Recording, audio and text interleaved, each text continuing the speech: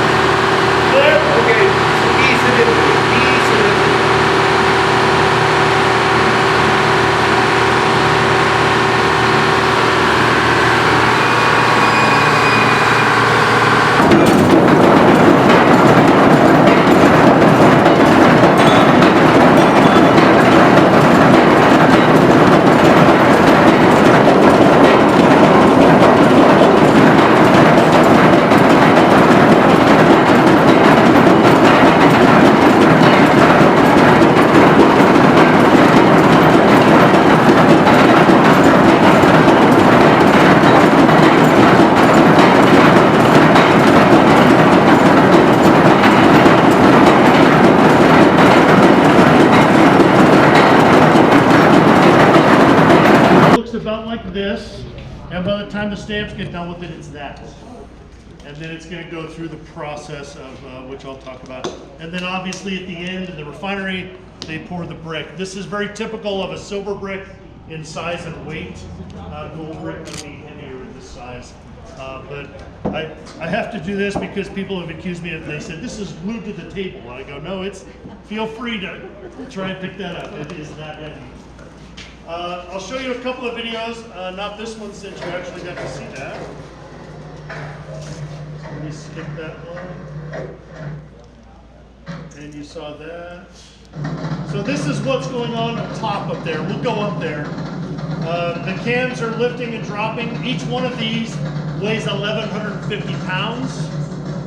So it is a pretty sizable weight to be dropping on the rock. And we'll go up and get a close look at that in a minute. So basically, the guys spent, like I said, the last 5 weeks adjusting all of these tappets so that they lift. This one is still a little off, but it's such a task. You know, back when that was on me. And then this is the conveyor belt. So this is up there. That's the jaw crusher. And then the conveyor belt, we spent 2 years on this. Every one of these rollers had to be removed. We had to cut a new belt by hand. I think it was 8 or 10 of us went up to Sparks we've got this conveyor belt. We cut it in half by hand. Got it in here, put it all together.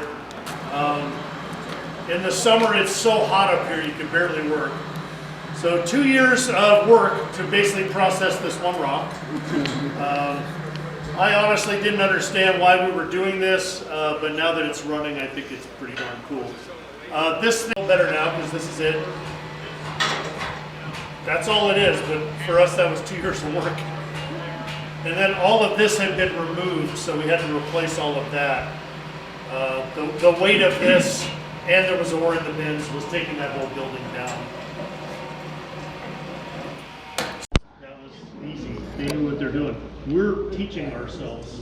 There's no YouTube video to learn how to do this. So our guys, by the time our guys get done, they'll be the leading experts.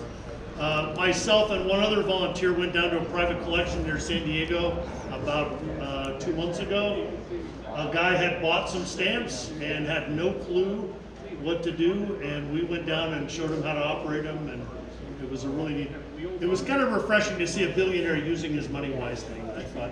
This guy had built a recreation of an 1870s mining town on his private property with buildings, 2 head frames, a trestle, ore bucket. I mean, it was just amazing. So I like to show this video because I can sort of laugh about it now. This was 2024 in the fall. We had a group come in and we were going to run the stamps for the first time.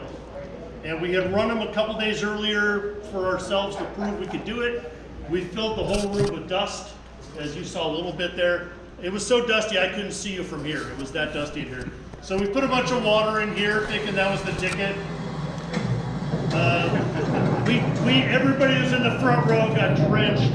I had just finished telling them about mercury and cyanide, and all of a sudden they're getting drenched with something. And it was so loud back then. We were crushing on conveyor belt and snowmobile belt, so it was a lot louder. So we didn't get good reviews from this group. Half of them said I could have done without whatever that was on me. And then this is the conveyor belt. So this is up there. That's the jaw crusher. And then the conveyor belt, we spent 2 years on this. Every one of these rollers had to be removed. We had to cut a new belt by hand. I think it was 8 or 10 of us went up to Sparks. We got this conveyor belt, we cut it in half by hand. Got it in here, put it all together. In the summer, it's so hot up here, you can barely work. So 2 years of work to basically process this one rock. I honestly didn't understand why we were doing this, but now that it's running, I think it's pretty darn cool. This thing, as you can see, is on some tracks. So this thing slides down the tracks and dumps into whichever bin you want. There's 4 different bins here. This was what was called a tool mill. So different miners could bring their ore here independent, and they keep it separate, and then at the end the miner gets paid in cash. So that's why this survived as long as it did. There was about 30 mom and pop gold mines around here. So that's why this survived. So this goes up. Here comes the, this is, I understand the Kentucky mill better now because this is it. That's all it is, but for us that was 2 years of work. And then all of this had been removed, so we had to replace all of that. The weight of this, and there was ore in the bins, was taking that whole building down. So, question. Do you operate a machine shop also, or do you farm that out if you need something? Some of our volunteers have machine shops at their houses, so we get a lot of stuff done that way. We've got volunteers that are pumped out to the tanks for processing. So this wasn't from here. This is one of the most common pieces of equipment you'll see in milling. They made thousands upon thousands of these. They were often called Wilfie tables, concentrating table, shaker table. This one came from the Clack Mill, which is up over the hill. After that, it goes into a pretty sharp decline. A lot of people think they just flipped the off switch and it was done. It didn't, it just went in a very sharp decline. The Kelsey Mill gets dismantled in 1878. The Bacon the following year, 1882. The Trench and the V&T Spur disappear. I think it's 1882, I believe. The Humphreys goes to Bodie. So we're pretty much done with milling here. but they're not done with mining here. There's still about 30 mom and pop gold mines in Silver City. Ironically, Silver City, the gold here is about 75%. Silver is about 18-19%, and then other trace metals. When you go up to Gold Hill, guess what? It flips. Gold Hill has about 75 to 80% silver, and so I've tried for years to get them to switch the names. Nobody's buying it, so I think we're stuck with it. I'm about to sneeze, I think. Maybe not. So those mills go away. Nothing happens here on this site until about 1890. And a mill is built on this site in 1890 called the Dazzett Mill. A liquor dealer named Gene Dazzett builds a little 5-stamp mill here. The cool thing about the Dazzett Mill is there it is. That wooden wall and the other wooden wall is the whole Dazzett Mill. Those 10 stamps over there are the Dazzett stamps. So 2 years later, they double it in size to 10. So this one on the left is from 1890, the one on the right, 1892. They basically had bought those from some other mill that had gone out of business. We'll talk more about those when we get over to them. So the Dazzett Mill is built. Dazzett has a partner named Felix LaCrue who has a mine up in the canyon. And that lasts a very short time, less than a year and a half. LaCrue loses his mine. I have to be very delicate in the pronunciation. I don't say mine, although both may be true. He loses his mine in a legal dispute, so he didn't guns are drawn. So shortly after that, Dazzett doesn't have much interest in this because they don't have access to another mine. Dazzett doesn't want to be a toll mill, deal with other people. So I've often wondered why Dazzett got into this at all. I would argue the best profession in Virginia City was lawyer, because everybody sued everybody for everything. When you look at the money made on the Comstock, stock speculation was the biggest money, lawsuits was the second, and then the 4 or 5 legitimately profitable mines were probably third in how the money was made up here. So Comstock lawyers were making what New York City lawyers made at the time. Second best profession was undoubtedly liquor dealer, because whiskey was cheaper than water. So I don't know why Dazzett got involved in this at all, but he pretty quickly sells out. 1894, Professor Jackson from UNR had built those wooden tanks you saw down there. That's the experimental cyanide plant. And then he quickly, 1895, he buys the Dazzett Mill. Professor Jackson was the guy that started what we know today as the Mackey School of Mines. Mackey's family donated the money after Mackey's death. That's why it's called that today. But Jackson was actually the one that started it. And he's now working on this cyanide process very diligently. He's up here more than he's teaching classes, and he's using student labor, which for some reason the university finds distasteful.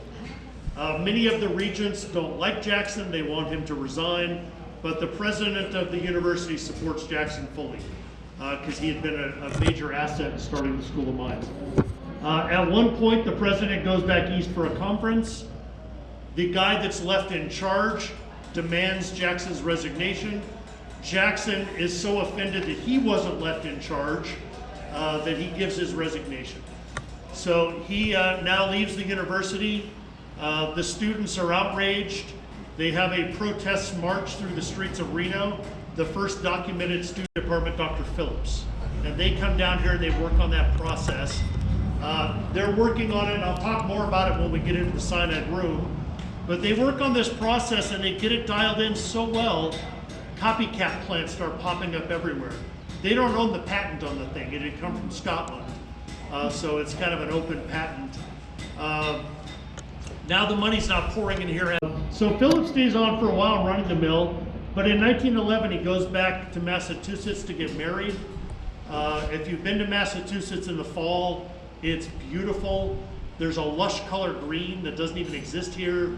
He's got his new bride, they're having lobster on the bay. He does not want to come back to this. So in 1912, he sells to William Donovan Sr. William Donovan had been a big player on the Comstock during the heyday. He knew everybody, he was very well respected, and probably didn't hurt that he was Irish, because all the big guys up there were. So Donovan has this and another mill. and he's running those, and he does something that I don't know how many people thought of this, but he realizes the government controls the price of gold at this point. And Donovan realizes after World War I, they're probably going to jack the price up. So he starts stockpiling gold bullion at the Wells Fargo vaults. And in about 1933, he cashes out, retires very well off to Reno. So well off that he doesn't have to sell this. He gives it to two of his sons, Bill and Charles. There was a third son that lived down in the Bay Area. He had worked in the mill as a child, didn't care for it. He stays down there. He also likes the weather down there a little better. Bill and Charles take over the mill. They run it as their father had. And then unexpectedly, 1933, Charles dies. He's only 38 years old. Now Bill has full control of the mill, and almost these are the ore bins behind us. They come down these chutes down to an auto feeder. We'll see one of those close up in a minute.